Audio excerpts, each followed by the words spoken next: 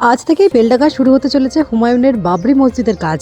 ভোটের আগে আবার একটা ধর্মীয় প্রতিযোগিতা। দুর্গাঙ্গন ও মহাকাল মন্দিরের পরে এবার বাবরি মসজিদ। আজ বুধবারই বেলডাঙ্গায় শুরু হবে বাবরি মসজিদের নির্মাণ কাজ। তার আগে 1200 কণ্ঠে কোরআন পাঠের আয়োজন করা হয়েছে। সকাল সকাল সেখানে পৌঁছে গিয়েছেন ভরতপুরের বিধায়ক হুমায়ুন কবির। সেখান থেকেই মেয়ে জামাইয়ের বিরুদ্ধে চক্রান্ত করা হচ্ছে বলে অভিযোগ করলেন জনতা উন্নয়ন পার্টির প্রতিষ্ঠাতা। 14 ফেব্রুয়ারি 1 লক্ষ লোক নিয়ে এসপি অফিস ঘেরাওয়ের ডাক দিলেন তিনি। লাখ লোক লিগিয়ে বেলডাঙ্গা থানা ঘিরবো, দেখবো এসপির কতটা দম আছে আর বেলডাঙ্গা আইসির কতটা দম আছে। কালকেই ঘিরবো বেলডাঙ্গার আইসিকে, যদি ওই শফিকের ছেলেকে না ছাড়ে কালকে এক একটা ইট খুলবো বেলডাঙ্গা থানা, এক একটা ইট খুলে নেব, কত গুলি আছে কটা চালাবে, আর বেলডাঙ্গা থানার ইট কালকে খুলবো।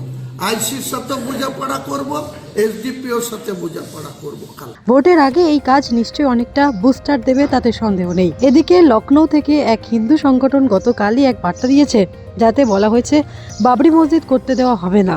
এমনকি যোগী আদিত্যনাথ এই বাবরি মসজিদ ভেঙে দেওয়ার হুমকি দিয়েছেন। যোগী আদিত্যনাথকে তীব্র চ্যালেঞ্জ জানিয়েছেন হুমায়ুন কবির। সব মিলিয়ে বেশ জমে উঠেছে এই মন্দির মসজিদ খেলা। Bureau report, Durnibar Bangla news.